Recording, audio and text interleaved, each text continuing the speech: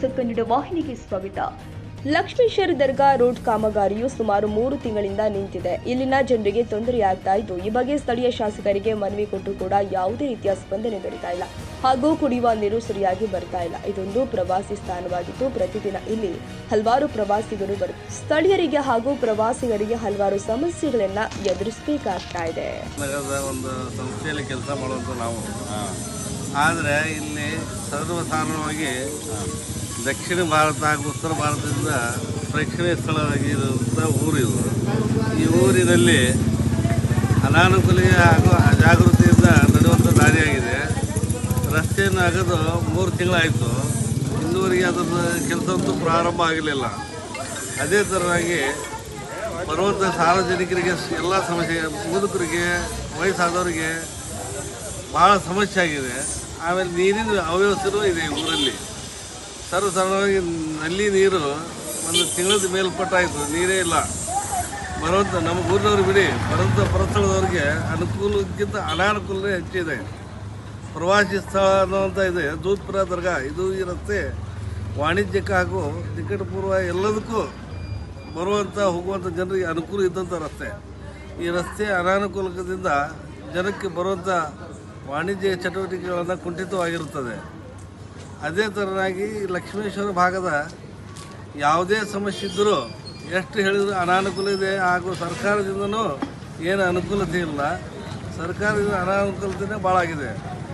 ಆಮೇಲೆ ನೀರಿನ ಸಮಸ್ಯೆನೂ ಈ ಥರ ಇದೆ. ಅಂದರೆ ಈಗ ಉಳ್ಕಿ ಸಮಸ್ಯೆ ಏನಿರ್ಬೋದು, ಜನಕ್ಕಾಗಿ ನೀರು, ಅನ್ನ ಬೇಕಾಗಿರುವಂಥದ್ದು ಅದನ್ನೇ ಇಲ್ಲ ಅಂದಾಗ ಬರುವಂಥ ಜನಕ್ಕೆ ಅನಾನುಕೂಲದಿಂದ ದಾರಿ ಇಲ್ಲದಕ್ಕಾಗಿ ಯಾವುದೇ ಹೊರಗಿನ ಜನ ದರ್ಗಾಕ್ಕೆ ಬರೋದಾಗಲಿ, ಸೋಮೇಶ್ವರ ದೇವಸ್ಥಾನಕ್ಕಾಗಲಿ ಅಥವಾ ಯಾವುದೇ ಒಂದು ಕಾರ್ಯಕ್ರಮ ಬರೋಕ್ಕೆ ಮುಂದೆ ಹಿಂಜರಿತಾರೆ.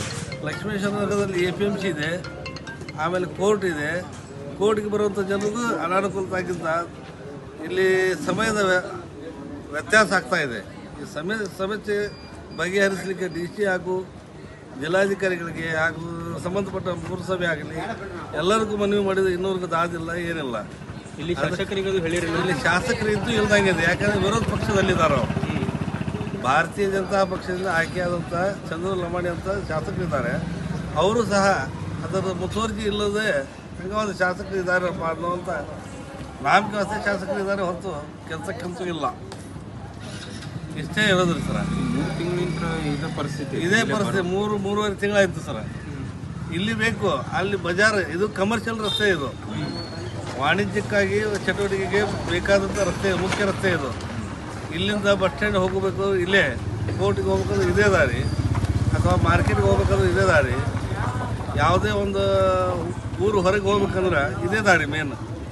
ಈ ದಾರಿಯಲ್ಲಿ ಅನಾನುಕೂಲದಿಂದ ಜನಕ್ಕಾಗಿ ಅನುಕೂಲ ಅಂತೂ ಇಲ್ಲ. ಯಾಕಂದರೆ ಇಲ್ಲಿ ಬರೀ ಜಾಸ್ತಿ ರಗಳೆ ಭಾವೈಕ್ಯತೆ ಅನ್ನೋದು ಮರ್ತೇ ಬಿಟ್ಟಾರೆ ಈ ಜನ. ಕೆಲಸದ ಬಗ್ಗೆ ಲಕ್ಷಣ ಇಲ್ಲ. ಅಭಿವೃದ್ಧಿ ಆಗ್ಬೇಕಂದ್ರೆ ಅನಾನುಕೂಲನೇ ಇದೆ. ಅಭಿವೃದ್ಧಿ ಇಲ್ಲ ಆಗ್ತದೆ. ಅಭಿವೃದ್ಧಿ ಕುಂಠಿತ ಆಗಲಿಕ್ಕೆ ಅನಾನುಕೂಲನೇ ಒಂದು ಉದಾಹರಣೆ. ಇಲ್ಲಿ ಶಾಸಕರು ಬಂದ್ ಕೆಲಸ ನೋಡ್ತಾರಲ್ಲ ರೀ, ಅದು ಇದು ರೋಡ ನೀರು ನೋಡಿದ್ದಾರೆ. ಏನು ನೋಡಿದ್ರೆ ಏನು ಉಪಯೋಗ ಇಲ್ಲ ರೀ. ನೋಡ್ರಿ ಏನು ಸ್ಪಂದನೆ ಸ್ಪಂದನೆ ಇಲ್ಲ. ಅವ್ರದಂತ ಸ್ಪಂದನೆ ಇಲ್ಲದಕ್ಕೆ ಇದು ಸಮಸ್ಯೆ ಆಗಿದ್ದು. ಪುರಸಭೆಯಲ್ಲಿ 23 ಸದಸ್ಯರಿದ್ದು ನಾಮಕಾಸ್ತೆ ಸದಸ್ಯರಾಗಿದ್ದಾರೆ ಹೊರತು ಉಪಯೋಗ ಇಲ್ಲ. ಪುರಸಭೆನೂ ಯಾವುದು ಪ್ರಗತಿ ಇಲ್ಲ. ಇಲ್ಲ, ಪ್ರಗತಿ ಅಂತೂ ಇಲ್ಲ. ಅನಾನುಕೂಲತೆ ಹೆಚ್ಚು ಹೊರತು ಅನುಕೂಲ ಇಲ್ಲ. ಅಂದರೆ ನಿಮ್ಮ ಸಮಸ್ಯೆ ನೀರಿಂದ ಮತ್ತು ರಸ್ತೆ ಸಮಸ್ಯೆ ಒಂದು ಎಲ್ಲ ಉಳ್ಕಿದೆ ಅನ್ನೋಕ್ಕೆ ಉಪಯೋಗ ಇಲ್ಲ. ಕಮರ್ಷಿಯಲ್ ಊರು, ವಾಣಿಜ್ಯ ಚಟುವಟಿಕೆ ಅಂತ ಇರ್ತಕ್ಕಂಥ ಊರಿದು. ಅಂಥದ್ದು ಊರು ಇಲ್ಲಿ ನಾನು ಮುಂದೆ ತಾವು ಅನ್ನುವಂಥ ಭಾವನೆಯೂ ಆಗಿದೆ ಹೊರತು ಇಲ್ಲಿ ಕೆಲಸದ ಕಡೆ ಗಮನವೂ ಇಲ್ಲ. ಯಾರ್ದು ಅನಾನುಕೂಲನೇ ಹೆಚ್ಚು. ತಾಜಾ ಸುದ್ದಿಗಾಗಿ MTV ನ್ಯೂಸ್ 24/7ಗೆ ಸಬ್ಸ್ಕ್ರೈಬ್ ಮಾಡಿ ಮತ್ತು ಬೆಲ್ ಐಕಾನ್ ಅನ್ನು ಒತ್ತಿ. ತಪ್ಪದೇ ಲಿಂಕ್ ಶೇರ್ ಮಾಡಿ.